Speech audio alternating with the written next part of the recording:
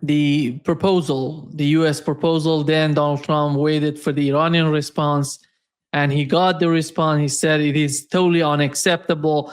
And here is what he said today.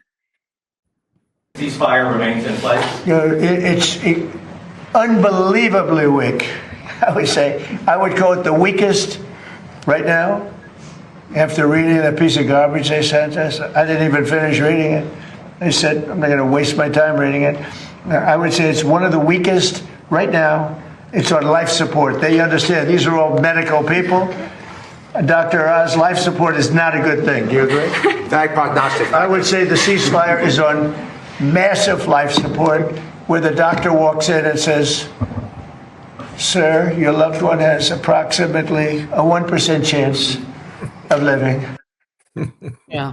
Paul, what he added later on, he said, we waited 4 days for a document from Iran that would take less than 10 minutes to prepare.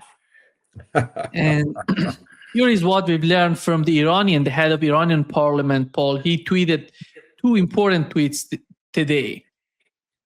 The first one is, our armed forces are ready to deliver a well-deserved response to any aggression. Mistaken strategy and mistaken decisions will always lead to mistaken results. The whole world has already figured this out. We are prepared for all options. They will be surprised. And the second tweet that was just moments ago before coming to this live, he said he basically is talking about the 14-point plan that they have prepared before. It is that 10-point plan together with some sort of preconditions.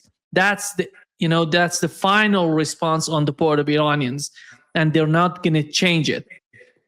And looking at what's going on, Paul, on one side, Donald Trump, it seems that he expected that he's going to get a totally different sort of proposals from Iranian or response. It doesn't seem that Iran has moved even a little bit, toward what Donald Trump wanted them to be. How do you see the situation? Well, so the situation is that Donald Trump allowed Netanyahu to put him in a mess. And Trump hasn't figured out any way of getting out of the mess that doesn't look like defeat, which he can't accept. So he continues to bluster, and he overlooks that it was not Iran that asked for the ceasefire. It was Trump and Netanyahu who asked for the ceasefire. Why did they ask? Because they were losing. And yet Trump continues to pretend like somehow the Iranians were totally destroyed and should surrender and do whatever he tells them. This is delusion. There's nothing else. There's nothing else you can say about it. So, if I was Trump and I had let myself get into such a mess by some outside party, I listened to Israel. I didn't listen to the CIA or the Defense Intelligence Agency or anybody who had American interests in mind. But I listened to Netanyahu, who had Israel's interest in mind. And I got in a mess. Well, I certainly wouldn't be blustering against Iran and telling them, making more and more threats that I cannot possibly deliver. I would be finding a way to work with them to exit the situation that didn't look like a defeat for Trump. But he's not doing that. So I assume he's still under Netanyahu's thumb, and Netanyahu is not going to let him out of the conflict because Netanyahu knows he can't fight Iran. that he has to use the Americans to fight Iran. And so Trump is trapped. And what is the likely outcome? It's very difficult to tell, isn't it, Nima? It may just be another one of those long, drawn-out conflicts that are sort of put on hold. The conflict is not live, but it's always present, and there are a few exchanges of missiles or drones, and it just goes on forever. So, given Trump's approach, which is not helpful to getting the Iranians to agree to let him out with some face saved, it looks like he's stuck. Yeah. Paul, if we assume that your understanding of Donald Trump, which is Netanyahu basically running the show and Donald Trump just following Netanyahu and his sort of, attitude. Netanyahu had an interview with 60 Minutes yesterday in which he pointed out the war is not over. And when he was asked, how long does it take to put an end to this war? He said, maybe months ahead. The war started with this sort of promise on the part of Donald Trump. It's going to take few weeks. No, 3 days. Yeah, 3 days. Yeah. And right now we are weeks in this fight, and Netanyahu is talking about months ahead. It seems that he somehow believes that the United States is going to fight his war. It's going to be months or years. It's something like that is happening in the mind of Netanyahu, in my opinion. Well, the United States has been fighting Israel's wars for a quarter of a century. That's what the so-called war on terror was all about. It's fighting Israel's wars for Greater Israel. We destroyed Libya, Iraq, and Syria for Israel. It was our soldiers who died, not Israelis. It was our money that was wasted. And so, of course, he expects us to continue. Trump has repeatedly endorsed Israel as his first choice of everything on earth. And he's shown clearly that Israel comes before Americans. We see it in everything he does.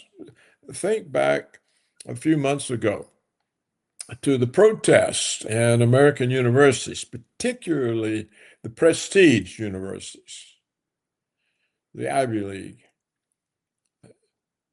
Trump called in, well, not Trump, but he had the Republicans call in the presidents of these universities and question them. How dare you let those students protest against Israel's genocide? As well as I remember, the black woman who was president of Harvard had to resign because she didn't send the campus police to beat up the students and stop them protesting against Israel. And then Trump announced any foreign student in an American university here legally on visa for study who protests against Israel is expelled back to his home country. So here you see on the part of the President of the United States a total commitment to Israel. It's total. Well, it's easy to understand, isn't it, Nima? Because look at all the funding he had in his campaign. It came from the Jewish multi-billionaires. The story is that his whole commercial life benefited from Jewish funding. And he got loans on good terms. And if things went wrong, he wasn't ever pressed.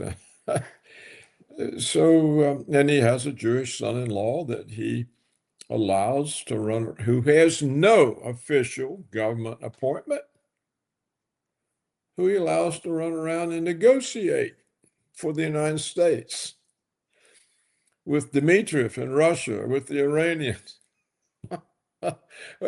What else do you need to know? Yeah. Paul, Netanyahu said that Israel is planning to be independent of the United States, not receiving any more funds from the United States. When he was asked about the timeline of that, he said maybe in the next decades.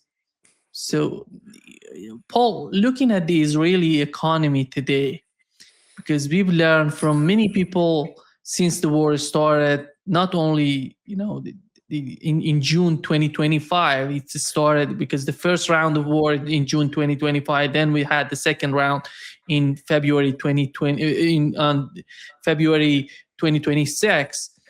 And these two wars have influenced the Israeli society. Many people, left Israel because of these political and some sort of turmoil that has happened so far. And how dependent is Israel on the United States? Because we know when it comes to the interceptors, ballistic or cruise missiles, they're totally dependent on the United States. But when it comes to the surveillance, some sort of spying sort of gadgets or the things that they can produce in their country, they're good in producing those things. But those things are not some sort of, tools to be used in a real war. In a real war, you need ammunition, you need artillery, you need all of this, which they've not been able to produce them the way they need them in this war. So how do you find the Israeli economy after all? Well, I don't know what to say about the Israeli economy, but I do know what to say about the implication that you're asking about. Israel is totally dependent on the United States for any advanced weapon system. Its Air Force is American. Its targeting technology is American.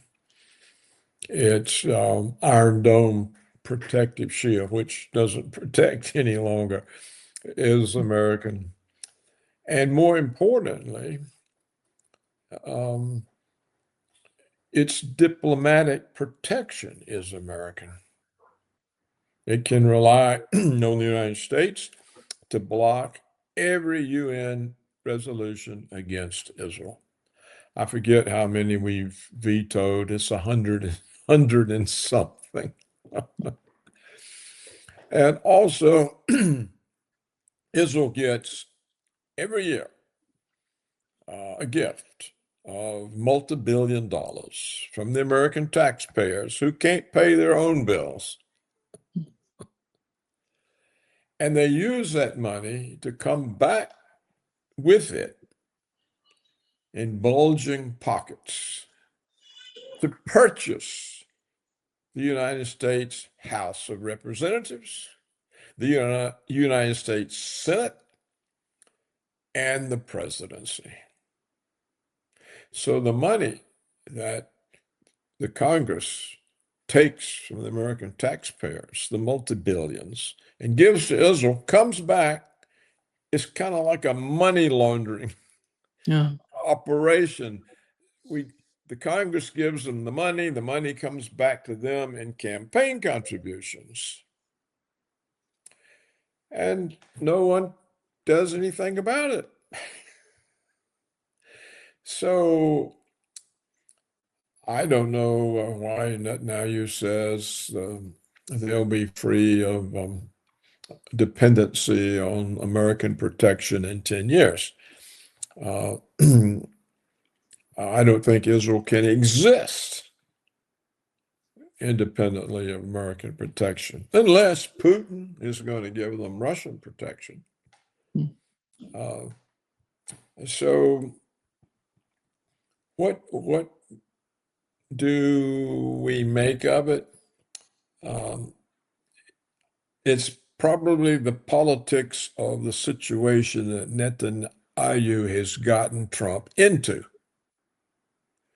And Trump is in this situation only because of Netanyahu.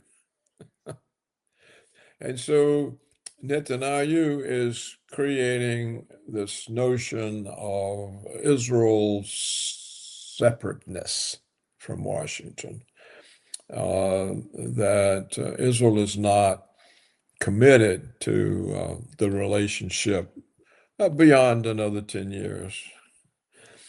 It's a way of kind of taking some of the pressure off of Trump, which people are asking, including the members of Make America Great Again, MAGA.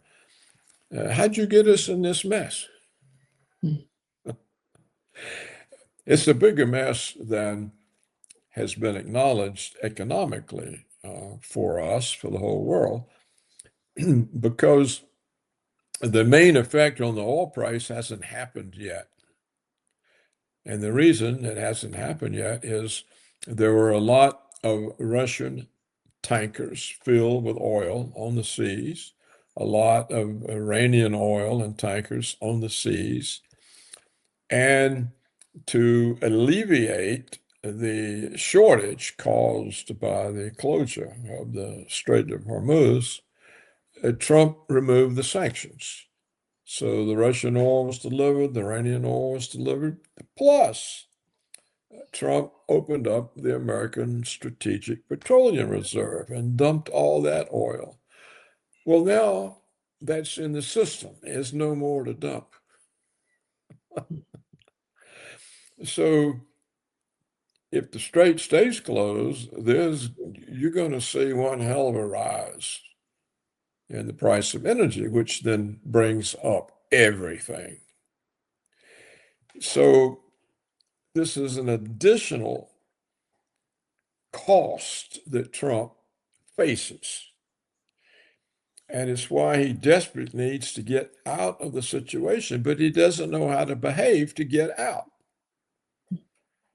He keeps escalating the threats. He keeps blustering what he's going to do to Iran. He can't do anything to Iran. The whole world knows it. And so he makes a fool out of the United States. Where all this ends up, who knows? Yeah. You know what's so amazing to me that today he was talking about the Kurdish, the Iraqi Kurdistan, and how they were not sending the weapons that Donald Trump sent to them to send it to Iranians. This sort of lies and propaganda is unbelievable, because Israelis, I'm sure that Israelis were selling him these sort of lies and false intelligence that if you send these weapons to the Iraqi Kurdistan, they're gonna help you to overthrow the government, to topple the government. And he's not learning anything all with this war, and he's just repeating those same lies that Israelis were selling him before this war started. Yeah, those weapons are probably going to Israel, who sells them on the black market and pockets the money. Yeah, could be. That's the profits that Netanyahu uses to keep his coalition satisfied. They share out the profits of the weapon systems that are allegedly sent to treasonous Iranians who are going to overthrow the government for Trump. The Israelis take them, sell on the black market, pocket the money.